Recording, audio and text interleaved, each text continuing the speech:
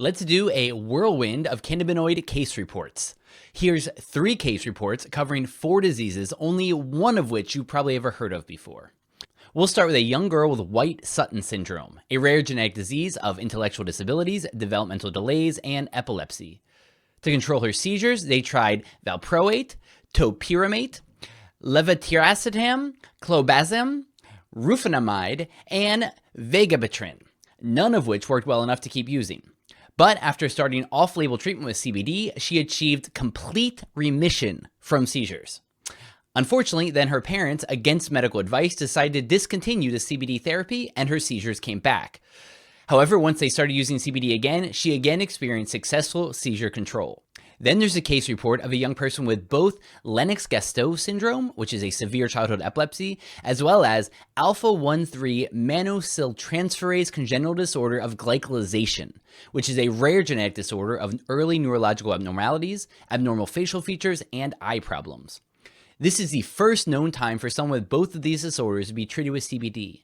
But over the course of 13 months, a combination of CBD and dietary changes led to complete freedom from seizures, significant improvements to their brain EEG scans, and enhanced developmental outcomes. Finally, we have a case report of a 77-year-old man who had been living with Parkinson's disease for 22 years. He was experiencing significant tremors, rigidity, and bradykinesia, which is slowed or stuttered movements, as well as an inability to sit upright or to walk. He also had severe problems with swallowing, which led to the need for a feeding tube. Although lucid, he showed no interest in conversation and tended to become depressed and isolated. He tried the treatment Prolopa, which contains 2 dopamine-modulating drugs, but it didn't work well enough to continue.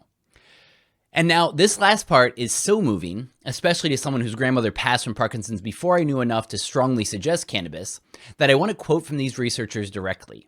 After starting treatment with cannabis sativa oil, he is now able to walk around the house frequently and eat pasty food regularly without choking or bronchoaspiration episodes. There's also been a significant improvement in non-motor symptoms. He is more active, cheerful, communicative, and attentive to his surroundings.